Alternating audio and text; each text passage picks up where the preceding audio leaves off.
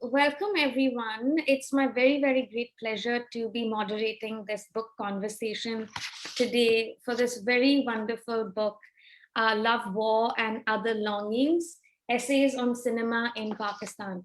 My name is Debashri Mukherjee. I teach film and media at Columbia University in New York. So the format of today's session will be, I'll introduce our two speakers for today. I'll do a little bit of a framing, and then we'll hear short presentations from both our speakers, followed by hopefully a 15 to 20 minute Q&A, where you can type in your questions on the Facebook event page. Okay, so first off, we have Wazira Zamindar, who is Associate Professor of History at Brown University and works on 20th century histories of decolonization, displacement, war, non-violence, the visual archive, and contemporary art. She is most well known for her book, The Long Partition and the Making of Modern South Asia, Refugees, Boundaries, Histories, which came out in 2007. She is presently completing a manuscript entitled The Ruin Archive, Art and War at the Ends of Empire. And when you look at the book, I think, and especially if you read her piece on the war film, I think you'll see some of the early kind of iterations of where she's going with that. Now, this new book interrogates colonial films and photographs from the Northwest frontier for the writing of an anti-colonial history. Now, the two editors of this anthology that we're discussing today are Wazira Zamindar and Asad Ali. And they had organized two film festivals showcasing Pakistani cinema at Brown University and Harvard University in 2014 and 2015. And I'm sure Wazira will talk a little bit about those festivals today. Our second and another illustrious speaker today is Bani Abidi, a contemporary artist who lives and works between Berlin and Karachi. Her work uses film and photography and has been pathbreaking in drawing on the quotidian and the absurd to comment on nationalisms, state power, and other post-colonial dilemmas. Her work has been widely exhibited in biennales and major solo and group shows around the world, and is held in many museum collections, such as the Museum of Modern Art in New York, the Guggenheim, the Tate Modern, the Fukuoka Asian Art Museum, the Devi Arts Foundation, and many other private and public collections. And I hope, Bani, that you'll be showing us a few of your works in your presentation today. Now, I'll just shift a little bit to giving a little bit of an intro to the anthology and the way that I have read it. So for the last decade, I have been researching cultural and material histories of cinema made in late colonial India, a time when films were being made in Bombay and Lahore, in Calcutta and Madras, but before the formation of nation states, before the creation and transformation of national borders with their own, as we all know, very peculiar animosities. Now, it is with this historical perspective that I want to open this brief framing of this very, very wonderful and, might I add, momentous anthology, Love, War and Other Longings, a book that centrally asks, and if you even just look at the blurb in the back, it asks, can we think beyond a national cinema and instead think with films to explore the fraught politics and aspirations of our times?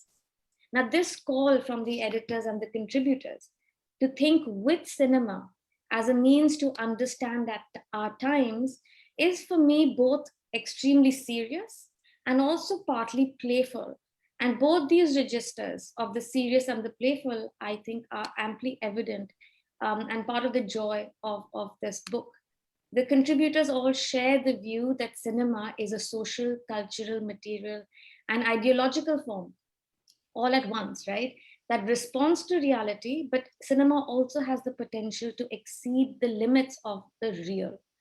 Now, the book has set itself a very ambitious agenda to articulate what is Pakistani cinema in some ways, but it crucially reframes that question to ask instead, what does cinema do in Pakistan? Or what does cinema in Pakistan do?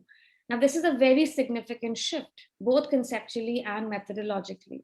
Conceptually, the question of what cinema does allows us to think beyond those narrow ontological questions about the birth and death of cinema, a very important theme that the editors address in their excellent introduction, and that continues to, in a sense, haunt the rest of the contributions. So these questions about when was cinema born, has cinema died, these are quite unanswerable questions and frankly quite unproductive. Because some would say cinema died when we shifted from celluloid to digital, right? So what is this medium now? What do we call it? Others would argue that silent cinema was the purest form of film art, and everything after silent film is diluted, contaminated, or dead, right? And today, many are agitated by the growing culture of streaming films, asking that surely this thing that I'm watching on my cell phone cannot be called cinema, right? So, what if instead of asking these questions about what it is and is it dead, we might ask, what do these changing forms of cinema tell us about technology and its relation to society, for example? And then we start to actually get somewhere. If we track the shifts in film form, shifts in representational politics, the languages in which films are made, the protagonists, the spaces in which films are viewed, the spaces in which people express their love of cinema, then we start to get a sense of how cinema permeates a culture and can enter into the dreams and even nightmares of a society. So methodologically then, and so this was part of the conceptual framework, and for me a significant part of the book, because it has a very profound shift in how it even approaches what is this object called cinema. And methodologically, the editors have curated a very dynamic range of voices to speak to these questions from various perspectives: history, formal analysis, film aesthetics, ethnography. And you'll meet a very wide range cast of characters, iconic male action heroes like Maula Jatt, the most enduring and most ambivalent film character perhaps born in Pakistan.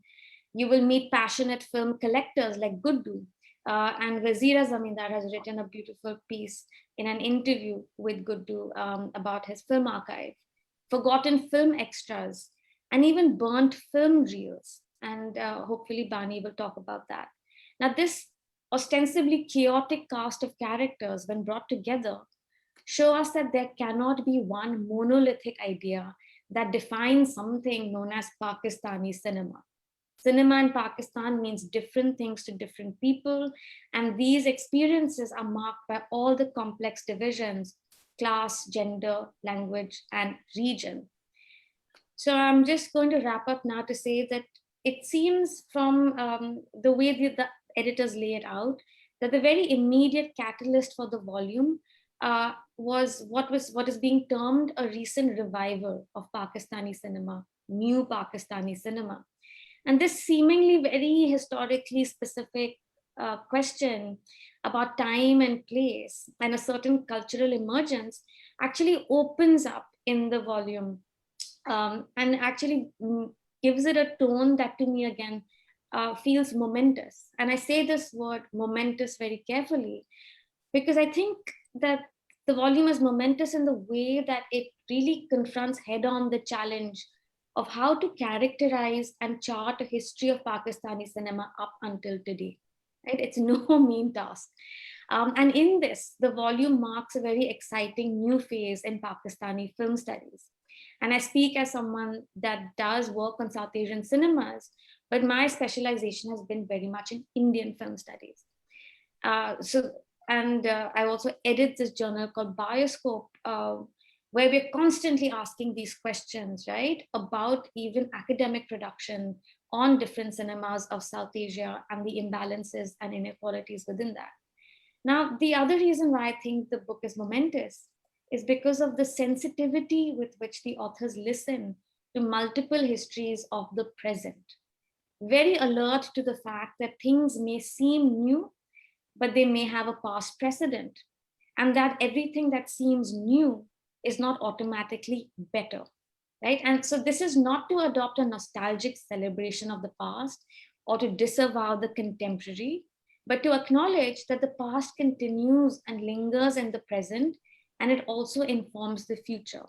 And these pasts are often rife with violence and erasure, with silence and suppression. And this is precisely why, if we're attuned to cinematic inequalities in the past, we might be able to imagine cinematic futures differently.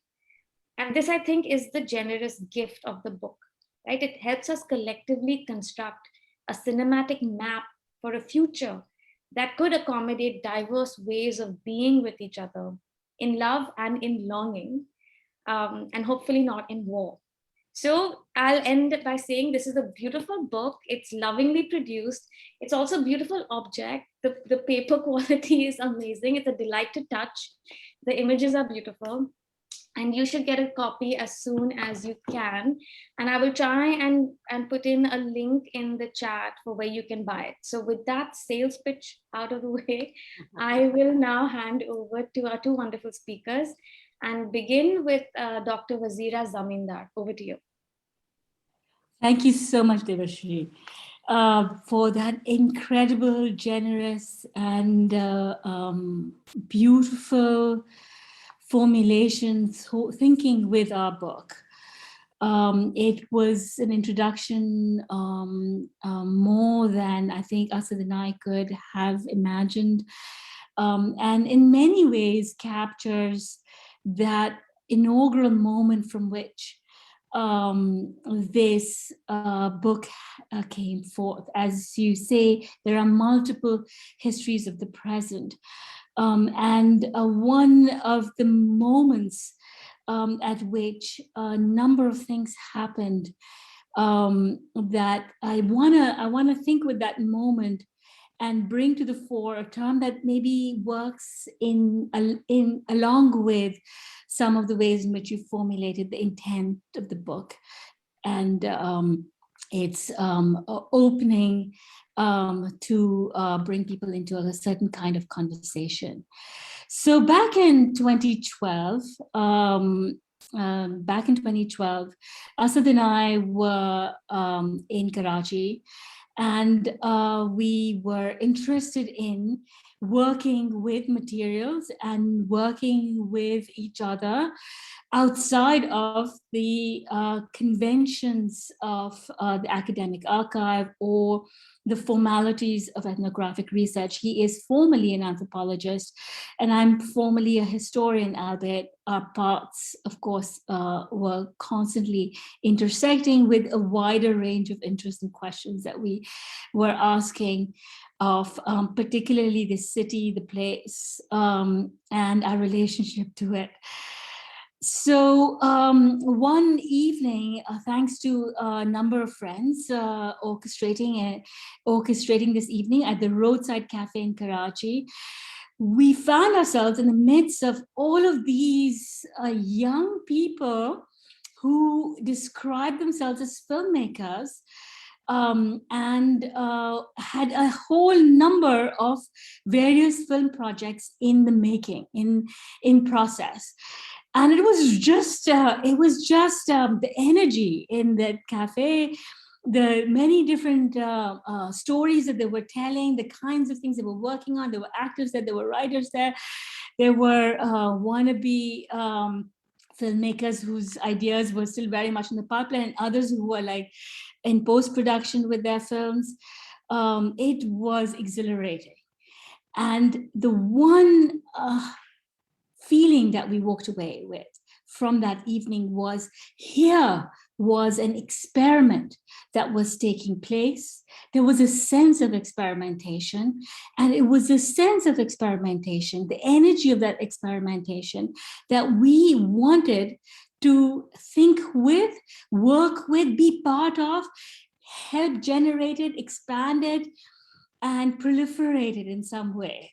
So this was, this was really coming from people doing all kinds of things on the ground with very, very little institutional or financial structures of support of the kind that you would see in, say, certainly places like India, but also many other neighboring countries all around us, which have far more institutional histories. And I'm thinking Iran, I'm thinking Mexico, Lebanon, etc. There are many in so many other parts of the global south. There just seemed to be so much more than what these people had. So we wanted to join them in some way. And the word experiment is really therefore very important to us in this whole process.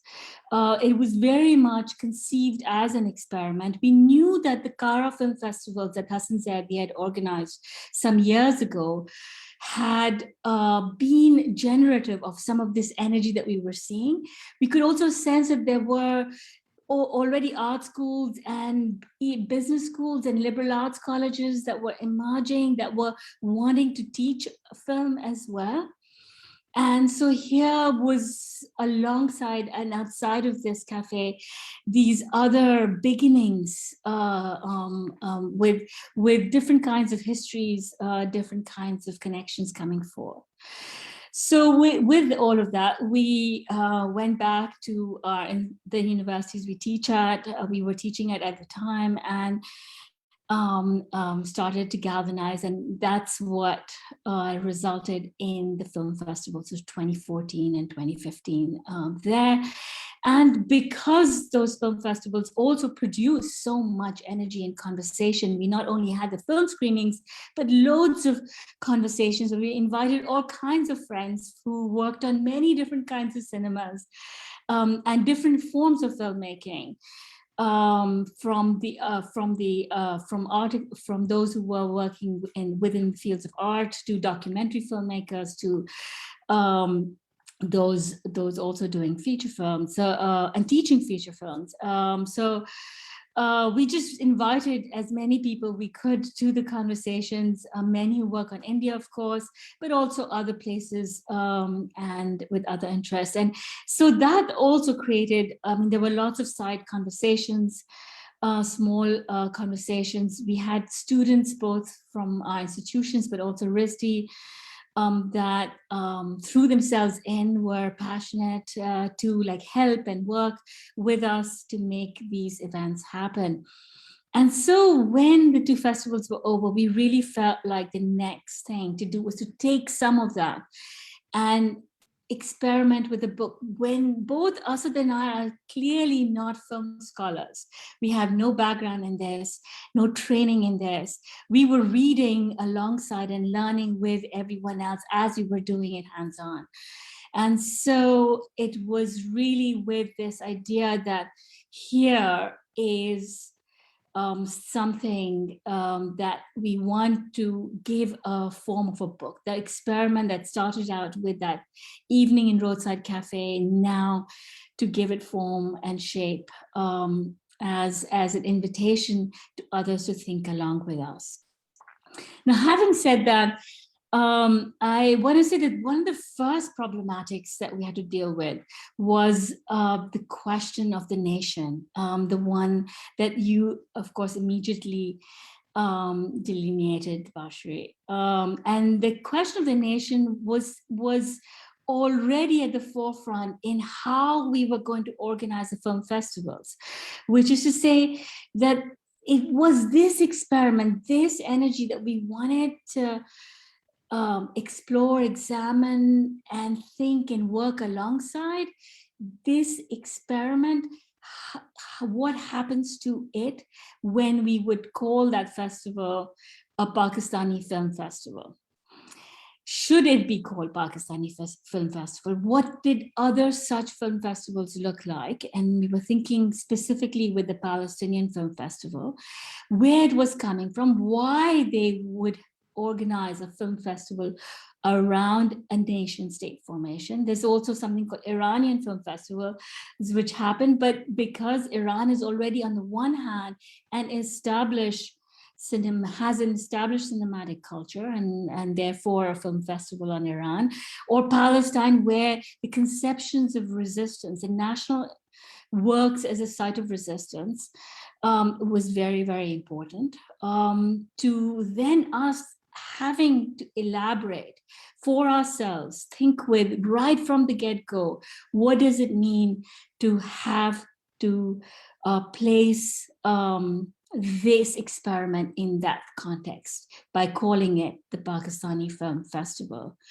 Now, therefore, we had to be clear what its intentions were, why we were doing that. On the one hand, we were kind of stuck with doing that. We live in a world of nation states. In order to elaborate these experiments in some geography, and the geography was not insignificant or unimportant.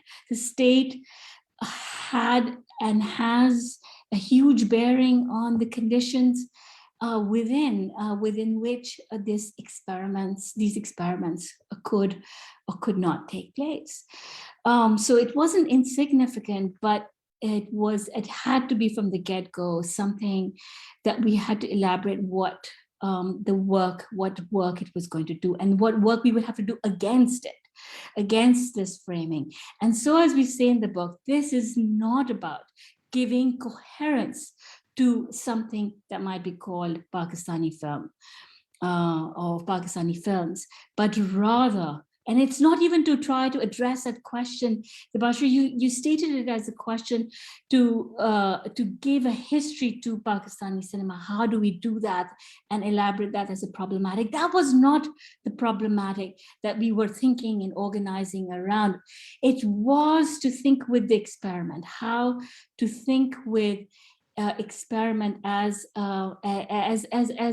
politics, experiment as ethos, as a possibility, as potential. And therefore, we are very clear in the book to say that this is a book about not so much giving coherence or substantiating that there are people making film in Pakistan, but rather to use it as a line of inquiry, or many lines of inquiry through film as, and I'm going to just quote from the book, a dense node of politics, affect, and aspiration. A dense node of politics, affect, and aspiration. And then to use that to understand representational politics of this moment in mass-mediated images. So there was immediately, of course, a spatial question that haunts this book. There is continuous reference to and movement in and outside the boundaries of what is Pakistan, thinking particularly with India, and that particularly Rachel Dwyer, who's a scholar of Indian film, explores in the book much more pointedly.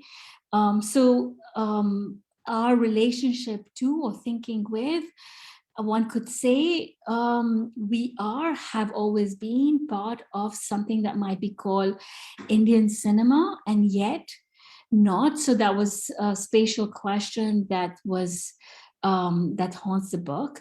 But we also bring in thinking with Mexican attempts at producing a national cinema, and the ways in which we were or were not trying to elaborate an experiment that was arguably one shared by many places in the global South in particular.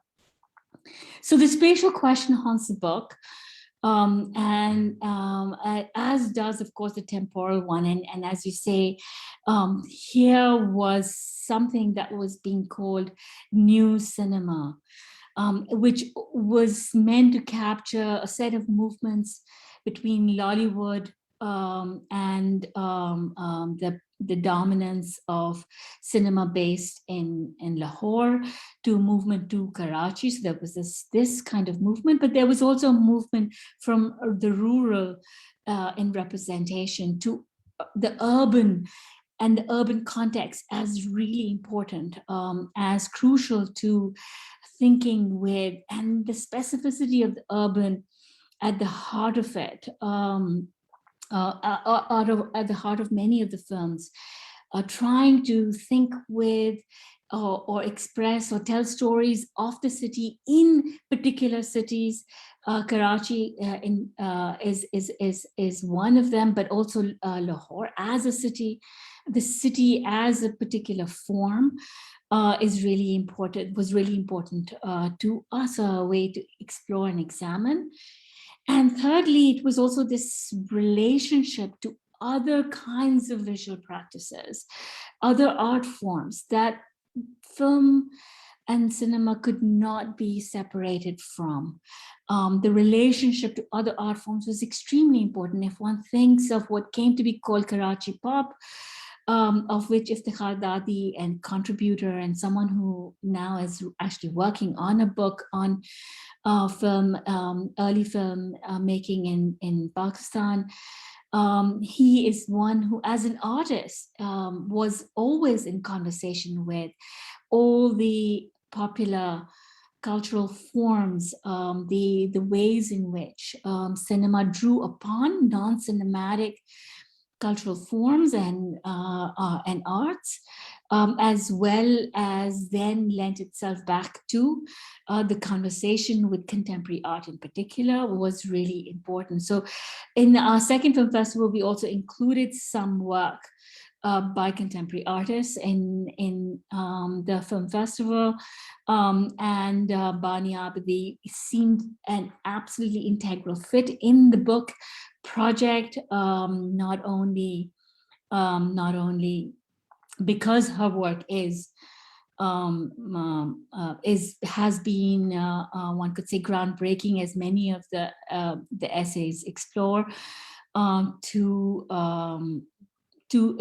using film in contemporary art, but those boundaries between contemporary art, filmmaking, advertising, television, I mean, those had already been examined and explored, seemed, and other non-cinematic forms, pre-cinematic forms that enter into and are part of. So thinking with the present, and I think you put it very beautifully, the many different kinds of historicizing that could constitute the present. So in some ways it is histories of the present. How do we think with this temporal arrangement of something that's been called new? Was very, very important. I'm going to quickly just show you some pages in the book, because as you said, Devashri, that it's a beautiful book, and we really intended it to be a beautiful book. We put in a lot of love and labor. The designer for the book is Saad Musaji. And I'm gonna just quickly share my screen and show you some of the inner pages. Saad was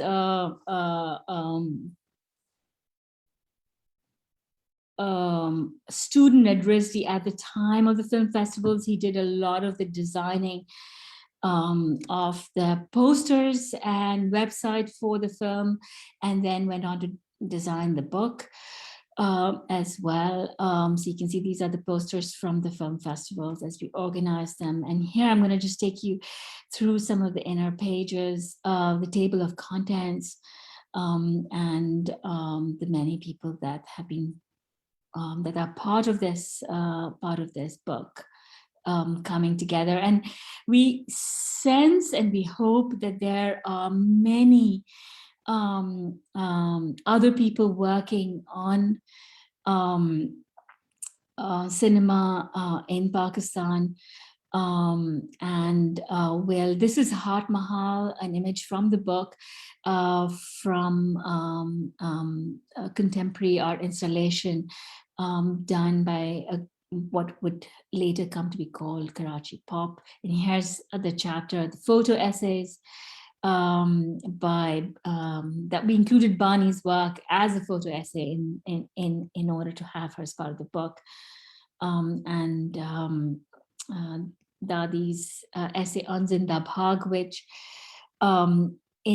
for many of the interlocutors was a film that drew upon many of the other forms, art forms around and within cinematic practice, Lahore to Karachi to Lahore, set in Lahore, the film, and was experimental at so many registers, to thinking with film as an archive. Here's Kamran Asar Ali's essay, to thinking with Gudu Khan's archive, and that it is in fact called an archive, and the kind of arrangement that an archive is for us as we think beyond national archives and national histories to understanding what I would say personally is very important to me, as someone who's not a film scholar, is thinking with the question of political imagination, and in thinking with these cultural forms and technological transformations thereof, to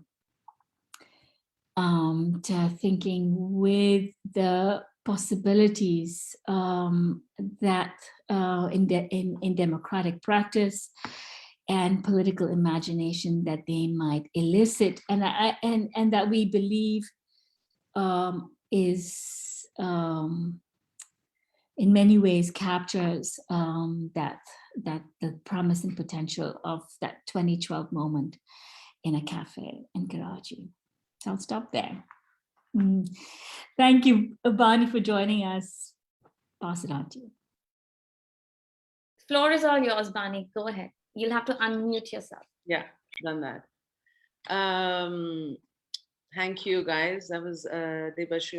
That was indeed a really lovely introduction. I've also been reading the book for the past couple of days, and it's such a treat. I mean, that's all I can say. It's such a treat as like a middle-aged person who feels that there's just never been enough written about things that we care about and well analyzed, and especially cinema and culture. It's really a long time coming. We really needed something like this. So thank you, Wazira. It was lovely. So I'm just going to talk about my practice in this context. I've never studied film. I am a graduate of the National College of Arts and from Lahore, and I was a painter, printmaker for the longest time. And then after finishing all my studies, started doing video and working with video. And one of the reasons why this transition happened is because, and I think some of the essays in the book also explore the traditions of modern art and painting and sculpture and studio-based practices that we had inherited in the 80s and 90s. And it was kind of very interesting for me for a couple of reasons that I broke away from that. One links me back to the artistic practices that were very informed us, which were being led by Iftikhar Dadi and Elizabeth Dadi and David Aylesworth and Durya Kazi. These were the practitioners who had, like spoken about in the book, had started looking at the various vast amounts of vernacular forms of visual culture, urban visual culture. And that was actually a very formative time, and interestingly is linked to me making video at the end of the day. It's because it kind of pushed me and a lot of my contemporaries out of the studio. So the studio and these modernist tendencies of making things in a very inward life suddenly became completely undesirable. And you surrendered yourself. We surrendered ourselves to what was going on outside. And trying to understand it and articulate it. So that was one major shift that happened in terms of the kind of things that I got interested in. And then I went to study in Chicago and accessed a lot of world cinema. So that was really wonderful, very formative filmmakers for me, like Elia Suleiman, who is a Palestinian filmmaker who talks about the occupied territories in this very satirical, very dry way, but it's a beautiful film, and others. I was exposed to a lot of film, but there was also at the same time this realization that would I like to continue making work that was still images and objects or paintings versus tapping into what I understood as a tendency towards narrative and time-based forms of expression, whether it's poetry or literature. My own family, my mother is a reader and is her relationship, I would say this very often because it is true. I explain why I started doing video is because if I look at my mother and how she can understand really abstract ideas when expressed over time in this poetic form of poetry or lyrics or whatever, her grasp is profound. But when confronted with a single image, she's kind of stumped because there is something very unfamiliar about the painting, the one painted image. And then I sort of extrapolated from that and felt that people could actually relate to things that played a narrative, basically played out over time. And I made my first video, which was Mangoes, which a Pakistani and an Indian woman, which is very much about living in Chicago and being part of the diaspora. A Pakistani and Indian women are sitting and eating mangoes, and they get competitive, and they kind of bond and feel competitive over that shared memory. So it was about food and again about the nationalism. And of course, I'm exploring the idea that my own self being Indian or Pakistani, what am I? Am I belong to a geography and not to a nation state? Anyway, and then now that Wazira's mentioned the Kara Film Festival, I made a videotape of that and sent it to the first Kara Film Festival and then I got a call saying, oh, your 2-minute film got the best film, short film award. And everything kind of, it was so certain at that time, the fact that I could ship a piece of, and that talks about the kind of mobility and streaming and possibilities of accessing the moving image that we live with today. But that moment was really important because it was, okay, compared to the shipping of objects and paintings, this was so simple. I mailed it, people saw it, they laughed at it, they sat in the cinema, and they gave me an award. It sounded just lovely. So that's kind of how my journey began. I'm just going to share. Okay, this is not open yet.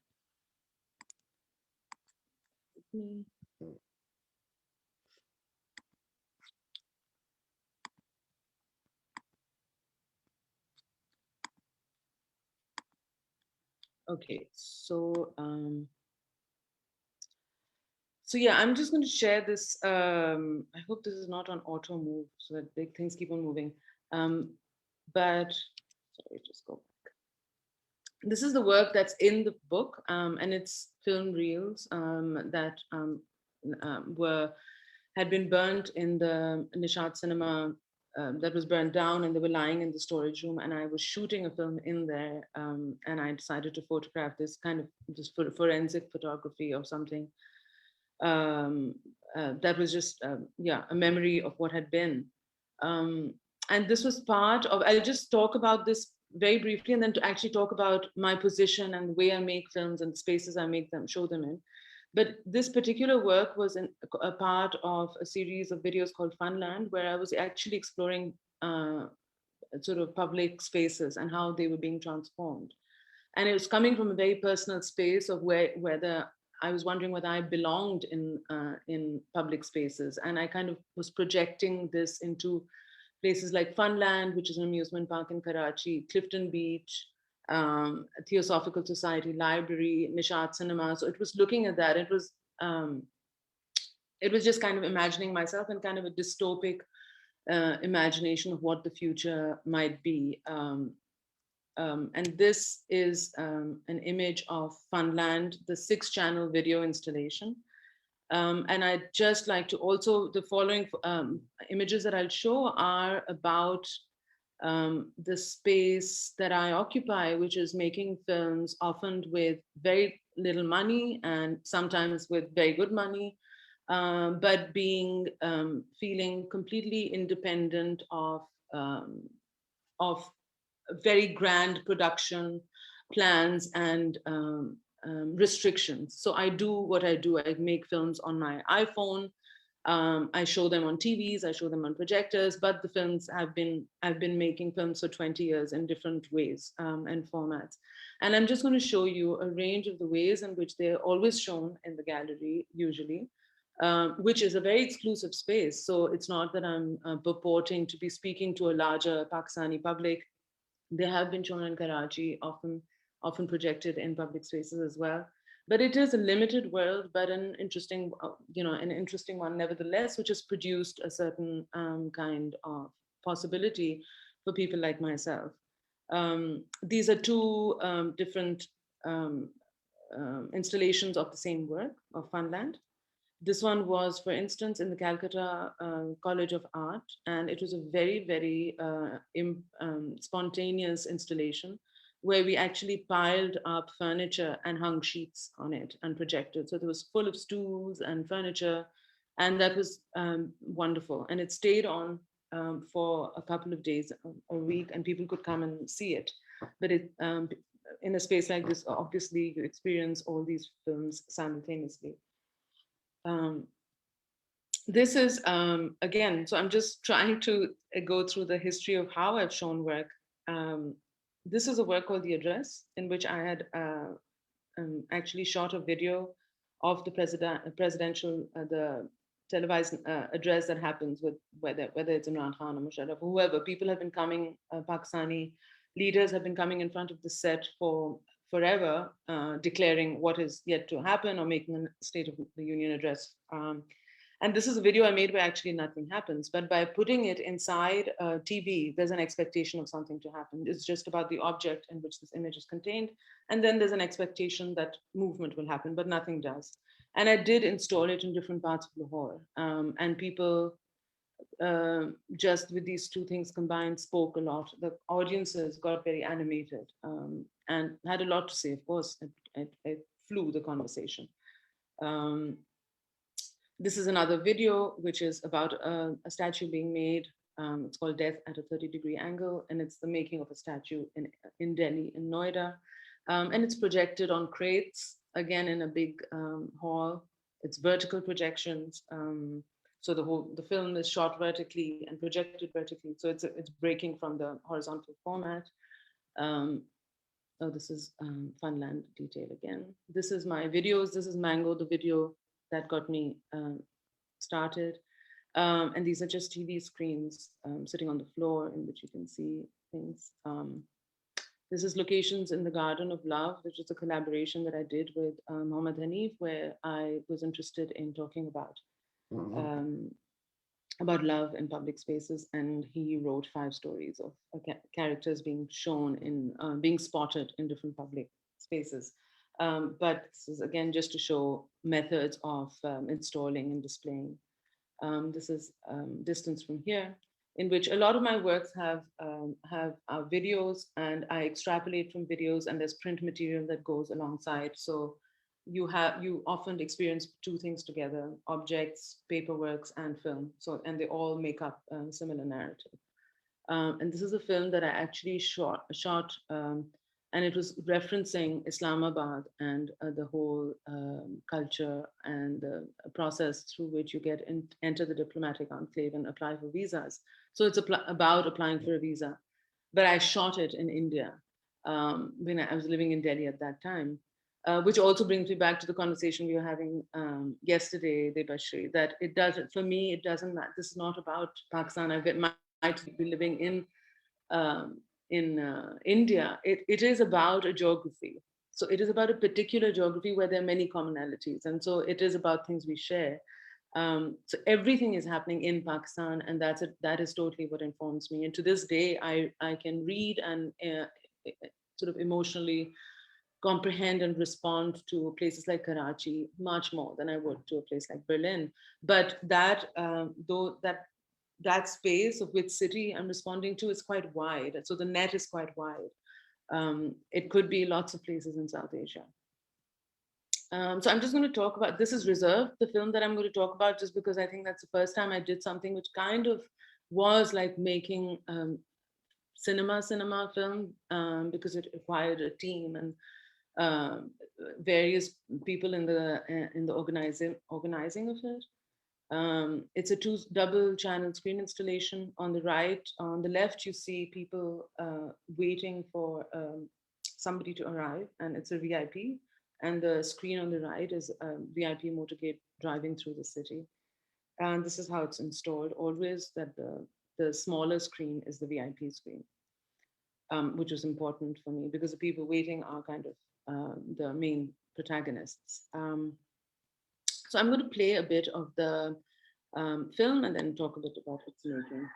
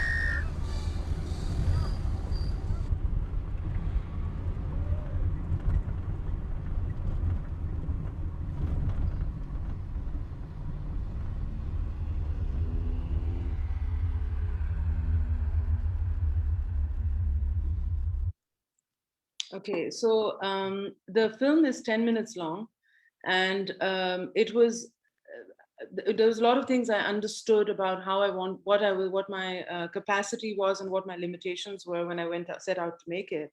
And I was discussing with a friend of mine, Hemant, this morning, because he's writing about this work, that it was actually an attempt to do cinema verite, but it was not, because I couldn't do it. So it's the limitations, the ethics. As Hemant said, this work is kind of a critique of cinema verite, because it is a fly on the wall watching an unfolding of something. In this case, it's watching a public that is waiting for somebody to arrive. So it comes from years and years of observation and thoughts about what it means to wait, that we're always waiting for somebody, a VIP, whether it's at a government office or whatever. But and in that way,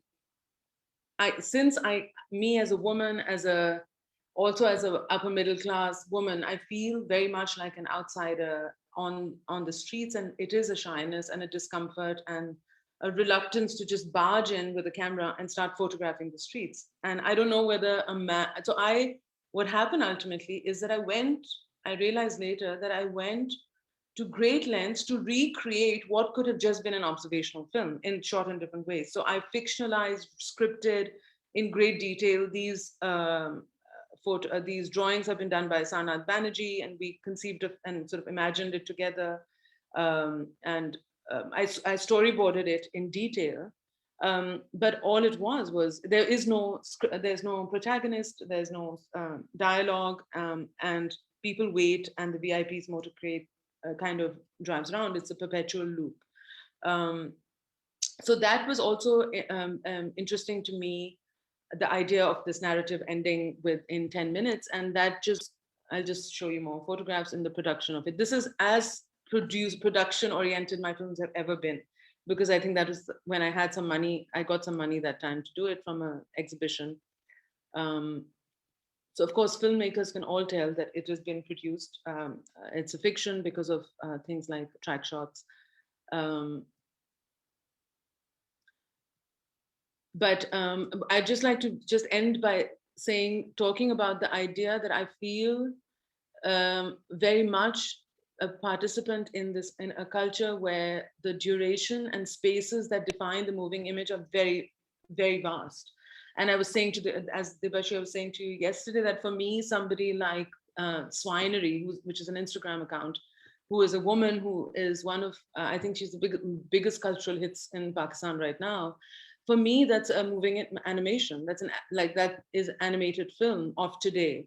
And so if we equate it with something like an old TV show like 50/50, she also has she is a current kind of player in that kind of commentary and observation. And I feel that there is multiple ways, and which are actually very liberating, very democratic, and not compelled by commercial pressures that are stand apart and coexist alongside cinema, which I think happened much more spontaneously in Pakistan also right now. And those are that kind of popular culture is very prevalent and kind of defining of what everyone is interested in at this point in time in politics. Those are the little children. So yeah, that we end with the red carpet, as we should all end with a red carpet. So I'm going to just stop sharing, and we can now, I realize that we're kind of close to ending. Okay. We can now move on. Thank you so much. I mean, these were such wonderful presentations, and I think, and just thoughts. And I think our view, those that are in the in a sense of, I think the very kind of transmedial, intermedial kind of way in which this conversation about contemporary Pakistani cinema is being taken, I mean, is taking place in the book, right? I think both Wazira and Bani pointed to the fact that so many of the essays are very interested in thinking about a broader kind of visual ecology, right? That's a very sensory ecology about being immersed in the city with many multiple visual stimuli, many of which are inspired by cinema, but many of which also feed into cinema. So cinema not as the fount of every form of image inspiration or iconicity, but right, there's this kind of a dialogue. So I think you'll find a lot here in the book that that exceeds, goes beyond the film image, but is impossible to think without also thinking cinema. So I think we have very limited time. What I will do is I just maybe want to ask, I'll ask two quick questions and then we'll open up. There were many, many things that I wanted to discuss with the two of you, and I will do that when we meet in person someday. But I want to go back to one of the central kind of running threads in the book for those that didn't perhaps get a full sense of it. And one of those is the idea of haunting, right? And I think most powerfully in the essay, The Ghost in the Projector, that is written by Meenu Gaur and Adnan Madani, they really have a very forceful and a very compelling argument saying why we must stop thinking about the question of death and birth and rebirth in those terms, but perhaps introduce the idea of haunting as a new way to think a different temporality. Right? Birth, death seems to be a very linear kind of an idea. It has implications for a writing of cinema history as a linear progression. Things were like this in the beginning, then we progressed, technology happened, it got better, but then how, new generation, corruption, things die. So question of rise and fall, the glory days and the days of decline. So what they're suggesting is, why not think about returns, things that return, ideas, tropes, protagonists, aesthetic forms, right, that return in different ways. And I wanted to just ask both of you this, how useful the question of return has been for each of you. I think Wazira most centrally in terms of, I think, historiography as a historiographic kind of philosophy, a kind of certain kind of episteme about how one thinks temporality and how history moves. And Bani, I think I really want to ask you now, after we watch collectively some of your, even I think in your decision to have so many of your short films be playable on loop, right? There's a certain kind of cyclical quality, which is part of the meaning that that then kind of grows and builds. So maybe both of you could talk a little bit about the cyclical, returning, haunting in any way that you want to address it. Wazira, would you like to go first? Unmute. Yeah, thank you. That's a beautiful question. and in many ways captures one of the struggles with the question of historiography that underpinned while thinking and writing with this collection of essays, as well as since then, because there is a way in which colonial and then national archives have configured conception of what can be written and how it is written. And that many of us have been working against it. And there have been many modalities as historians for disrupting, intervening, reading against various formulations, thinking with the fiction in the archive, by which we have tried to reconfigure our task and what stories we can tell and how we tell them. And yet here are all of these plays with historicity, or how do we think with our relation, our continuous conversation with the past that underpins form and formations at any given moment. And I think Meenu and Adnan's essay is extraordinary, and I hope would be read in this and beyond the context of this book as well, for bringing to us, I think, a very productive, generative formulation, as you've said. To think about the return, there are many other ways of thinking about it. And because I'm right now writing about Bani's work and a conception of time that operates in her work, which is extremely important for historiographical questions, and that's the question of waiting. And I don't want to go into like because I've been writing about it, I have like a lot of thoughts on it, but in terms of thinking about linear time that underpins progress, narratives of progress, and that we are all sort of moving towards some kind of horizon that we must arrive at, what both Adnan and Meenu's essay, as well as Bani's work, does is make us stop and think about this kind of generative process that waiting itself might entail, that there are forms and formations taking place that are extremely important if we are to think beyond some already pre-given horizon of arrival, be that in one way in Indian cinema, or maybe if you have such and such institution, or if we make so many films a year, we will be, instead of thinking in all of those terms, to think about really this moment, this specificity. And I want to bring experiment back in, because it is really, we are at this point where we must, there is a lot that happens, a lot of everyday ordinary experimentation, and the way the register of the ordinary and the everyday is so what's crucial in film. That's precisely what was so exciting and at the inaugural moments of photography and film, that here was a way in which the everyday and the ordinary was going to enter and engender or enable political forms that we had not encountered before, mass participation as one idea central to formations of citizenship and democratic practice.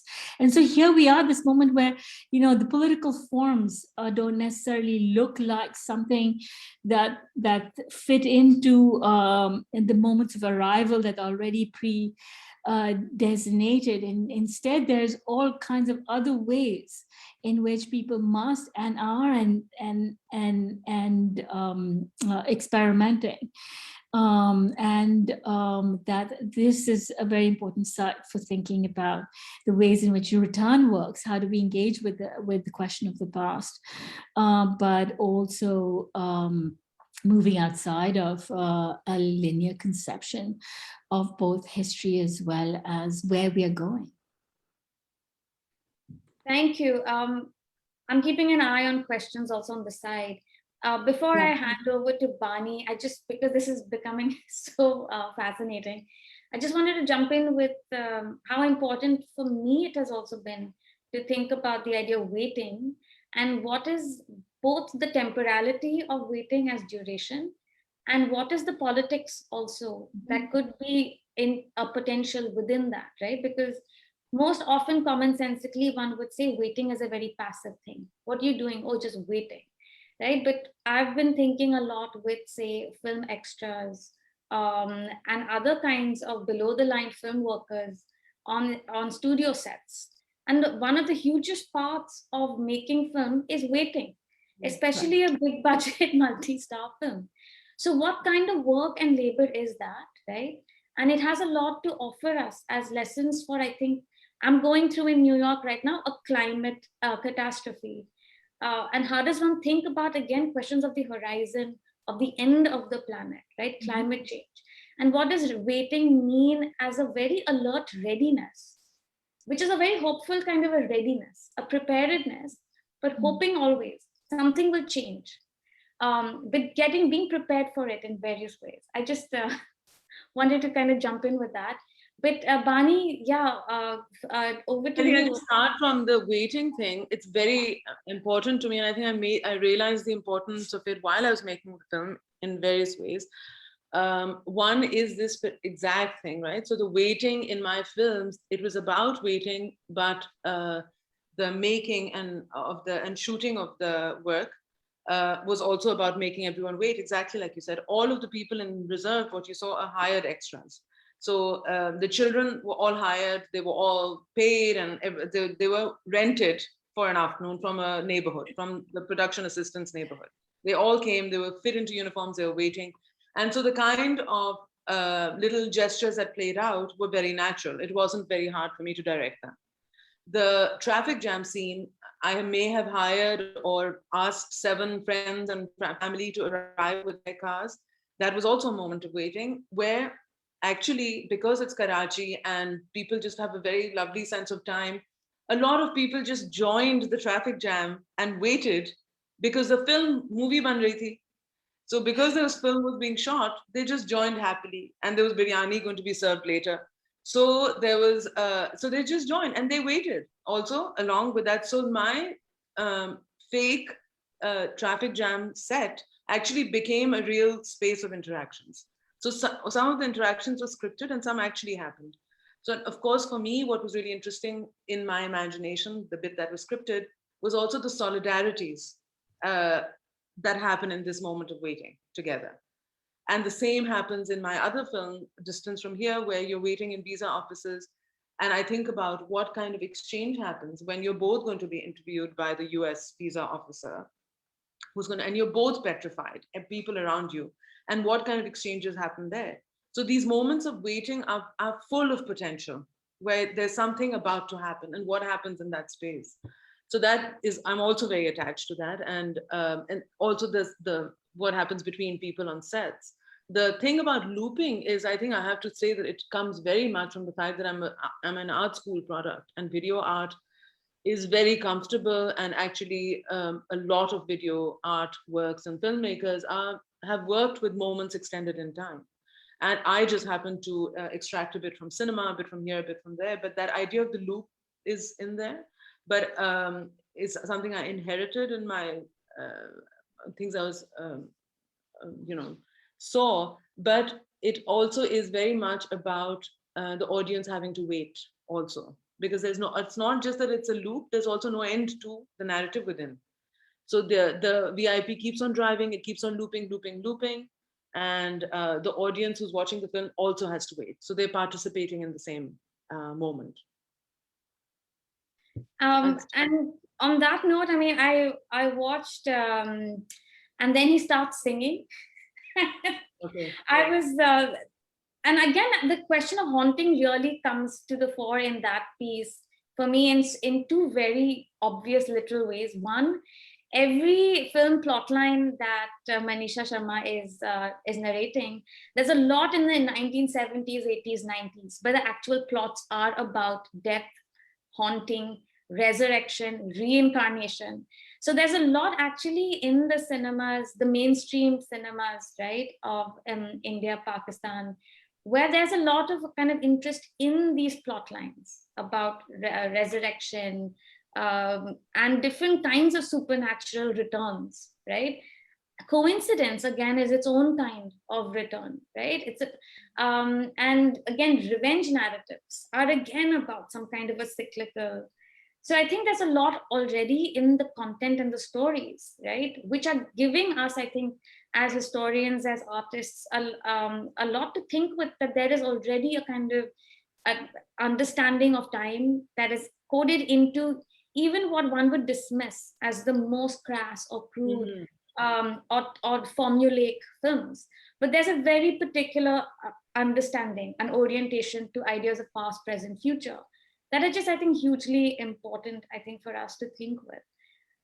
So we'll, I think, go back and forth between the Q&A, and I can fill in with my own comments. Everyone that's watching right now is free to type in a question on Facebook, and I will then convey that question to our guests. So we have one question from Iman Omar, from Kamran Fiaz. Cinema and literature, and these two fields are totally different yet connected. I'm really intrigued to know what kind of political, social, and collective elements the cinema or the new cinema is representing. So question about literature as representation, cinema as a form of representation, and what are the new representational politics in the so-called new cinema, especially the representation of women, the lower classes, class difference through the drama. So various kinds of marginal lives and experiences, are they being differently represented in this new cinema? Any thoughts on that question? If I may jump into that, thank you, Kamran, for the question. I'm not sure I'm in a position to really answer. It's a big question. It's a beautifully articulated question too. Thank you for that. And it asks a lot of questions. And I want to say that there are many different ways in which in the book different people address that question. The gender question is a very important one, the ways in which women are represented. And of course, a striking thing that there are so many important women filmmakers, and that there are women telling stories, both coming from the tradition of the Urdu drama serials, but also early experimenters with film as form. Women have been very important. So there is that, and I think that's a growing, the presence of women in filmmaking and related fields is important. Class is a huge and very, very important question to address. And I think some of the essays we address it broadly in the introduction, the question of class, in a moment, in a particular kind of larger political moment where consumption and global consumption and global aspirations are underpinning this, the kinds of stories that are being told, and we do so particularly thinking with the film Cake and its nomination. But a number of essays reflect on that question, and Asad's essay at the very end does so as well, quite crucially. When he thinks about censorship and transgression, whose stories are being told, who's transgressing, the question of the moral and the immoral and how it governs both social as well as status structures and institutions. But what I want to say is that, take this opportunity to say is that we especially, Asad and I applied for and got grants so that this book would be able to be sold in Pakistan at a cost that we hoped more young people could buy. Obviously, it's still expensive. It's rupees 750. We especially fought for it to be a paperback, and despite being sort of a colorful and beautiful book, to be an relatively affordable book. And we hope that students in particular, and young filmmakers and others will buy it as a present for their friends on their birthdays, that they will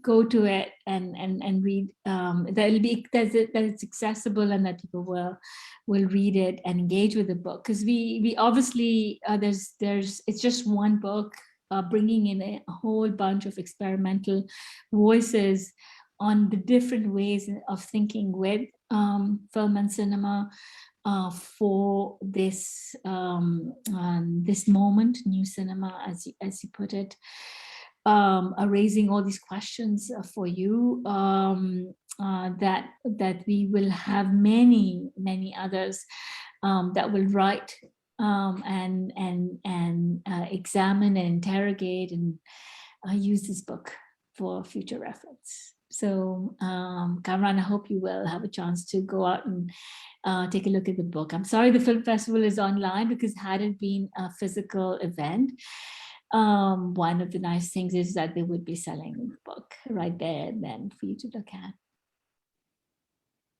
We'll find ways and means, I think, to get a copy. Just on that note, I just want to kind of add that I think a very beautiful essay in the book is Kamran Ali's On Female Friendships and Anger, where he's looking at female friendship and sociality in 1960s films, right? And I think it's very important, one of the moves he's making there, that the question of representation, right, of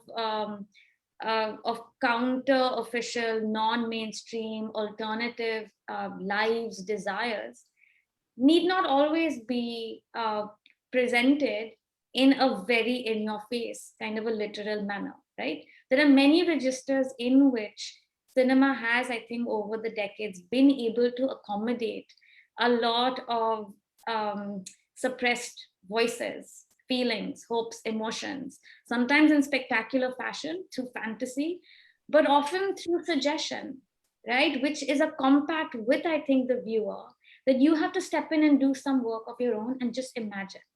So there's a lot, I think, that that's there in that register. And again, it's a kind of experiment, right? It's an experiment mode of reading film. So I would also urge you to think with Wazira's idea of the experiment, with some of the ways in which people are also reading and analyzing films that one would have thought had nothing to say about female sexuality, or homosexuality, homosociality, right? Or same-sex attachments and desires.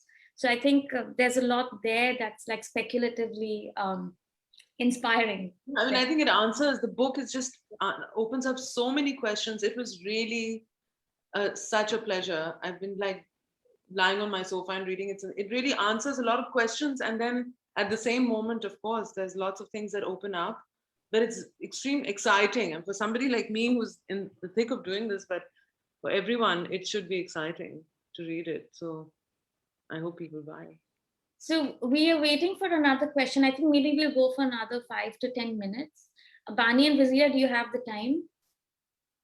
Sure. 5, 10 minutes. Okay. So there's one quick question I guess I can ask Bani, which is, so a lot of your early kind of videos are extremely, not extremely, they are slyly playful, right? There is this urban observational quality, and I am glad you brought the cinema verite reference in, because it's very, very, I think, acutely observational in this urban observational form, but also not detached in the fly on the wall way, and very definitively not detached. And for me, that's a very important, I think, political statement, not pretending that there was no camera there, not pretending that this is not constructed, right? And that art, that kind of constructiveness is obviously made in your face, especially in like split screen images, like in Reserved. The question I was trying to get to is the images that you have in the book are much more melancholic and somber. And there are no humans in these images. There's a different kind of observation that's happening on the bodies of the non-human. Do you want to talk a little bit about the mood of those images, perhaps in the context in which they were imagined? Yeah. Well, it is that entire work is very melancholic, and I think that when I was commissioned to make it for there was an exhibition called the Berlin Biennial here, and they asked me to do something new for it, and I said, well, I want to do something about Karachi, and it comes from the very personal feeling. Is the thing is that I had started I'm a Shiite Muslim. And when I'm in Karachi, one of the biggest moments of experiencing the city is during Ashura. And you actually traverse the whole city, every corner of it, and you are out and about town. And it's a very profound method or day when you get to know different neighborhoods, because the rituals sort of enable that. And then there have been recently more bomb blasts in these processions. And I remember feeling I was pregnant and I went there, and it was Muharram, and I really was scared to be outside. And that really stayed with me, is that this moment of the day when I leave Defense and Clifton, which are the neighborhoods, the posher neighborhoods of Karachi, and actually participate in a space which is actually where class barriers break for that day, I've been deprived of that. And would I ever do it? So it was about fear factors that were emerging in social spaces. So the impetus to do this work came from a slightly not a very nice space. It was melancholic. And it was about a past and imagining a future, and what was the future good. And then I kind of translated it into a larger projection, where I started looking at changing spaces, with whether it was real estate, or whether it was real estate sharks taking over an amusement park, or religious sort of fundamentalism censoring certain spaces or attacking certain spaces. It was the whole work was quite melancholic. And all the 6 videos that have been shot, they actually got protagonists in them who are just solitary characters. So in this particular set of photographs, there's no person, but in the videos that accompany it, there's one person maybe who's kind of trying to take on the world, and is just kind of confronting the city and doesn't know what to do with it. So that's why it is very different. And I do also say that I made a lot of funny work, and suddenly I feel that now I will be not making funny work, because I think that things are so unfunny suddenly. Life just seems more melancholic, and there's so much more desire to grieve suddenly. I don't know. So that's which is why we need the funny work. I was watching Mangoes last night, and I was like, I had a terrible day, week, year, 2 years, and I was like, yes, this is exactly what I needed. So yeah, that's my vote of confidence in my funny, in Bani funny. Bani's funny. There's actually another question for Bani. I wonder if this is the Fahad Naveed who is the first essay in the book. Who wants? Yeah. Hi, Fahad. And he's saying, thank you so much, Wazira and Asad, for a great book. He wants to know a little bit about what you mentioned about what it means to be a woman and shooting cinema verite. I'm assuming the question means there's a lot of romantic, heroic narratives attached to cinema verite filmmaking that occludes a certain kind of bodily, gendered way of being in the world. Is there something you want to say about that? Yeah, I mean, I have to say that it's a very recent, this relating it to cinema verite is a very fresh realization. It just happened this morning. So I can go, because I'm talking to a friend of mine who's writing about my work, about Reserved, and we were chatting, and I said, I think it's kind of has to do with cinema verite. It is that, because it is coming from memories of observation. But I say this a lot is the reason why I go to extents to recreate moments which are very ordinary seeming. I'm going to use both the things. Debashri, you said that it seems not detached. There is a presence, there is a subjectivity. Well, because it's a tight edit of all moments of waiting into 1 minute, into 2 minutes, right? So it can't, in real time, so many beautiful things maybe cannot happen. So there is a reconstruction, but it's multiple.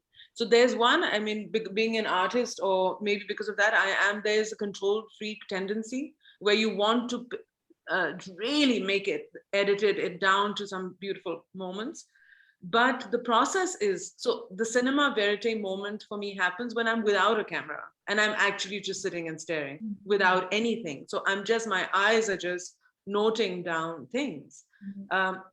But I find it very hard to go out in Karachi and be not looked at because of being a woman, but the way I dress, if I speak, whether I'm mixing Urdu and English, there are 100 ways in which people can read me. And I'm not an insider in many spaces, an insider in many. So I feel very uncomfortable barging into the city and with my privilege holding a camera.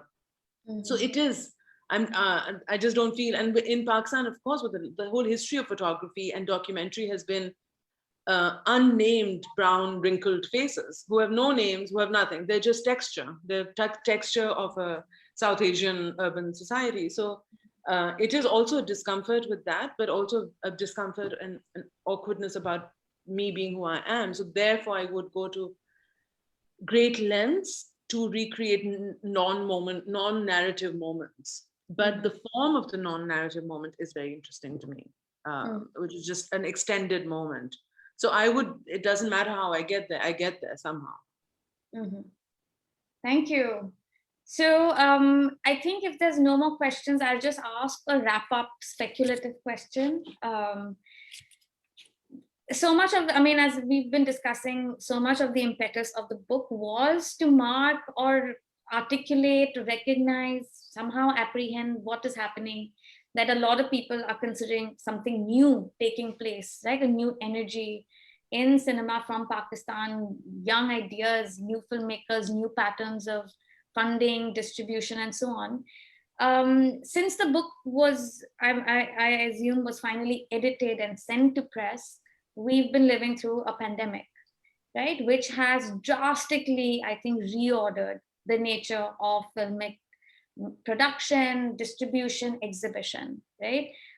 Is there any way in which you've been thinking about your book in conversation with now this completely changed landscape of audiovisual film making and consumption during this pandemic? What has changed perhaps in the scene in Pakistan in terms of streaming opportunities? Has it made new spaces possible for certain kinds of storytelling? A lot of people also celebrating the streaming proliferation, because smaller budget films for very niche audiences, perhaps a kind of new multiplex moment. Do you have any thoughts on this landscape? That's a really big question and an important one, because I think it is a very different kind of moment than the one I began by describing in 2012, and which led us through the 14-15 to then making this book, which only came out, I should say, a few weeks before we all went into lockdown last March.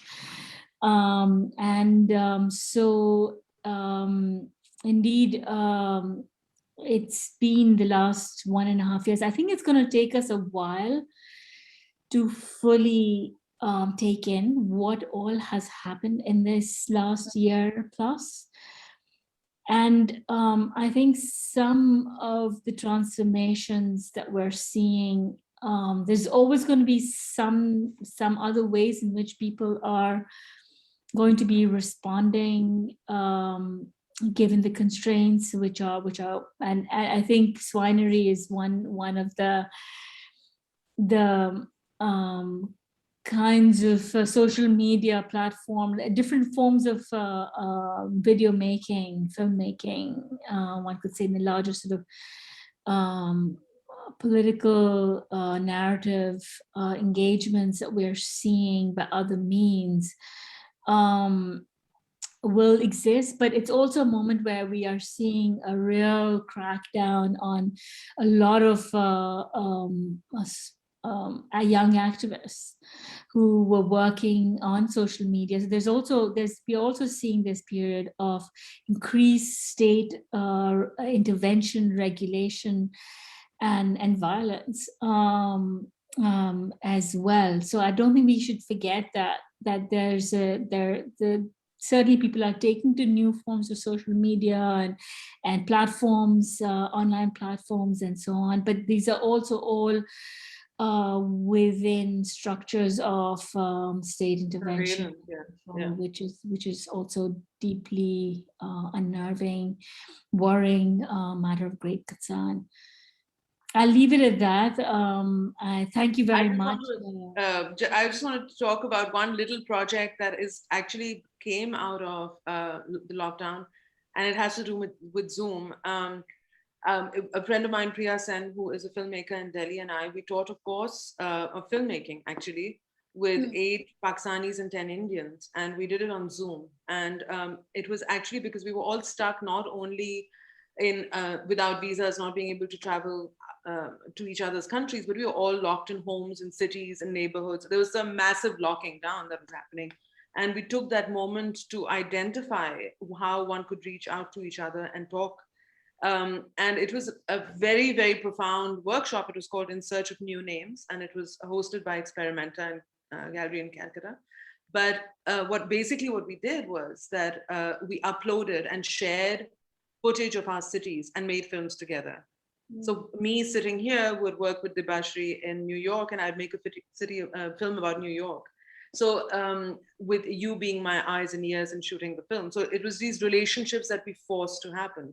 So it was, in some ways, what the lockdown has also done is made us confront the harshness of border and being bordered in a lot, and how one can transgress that and move beyond that.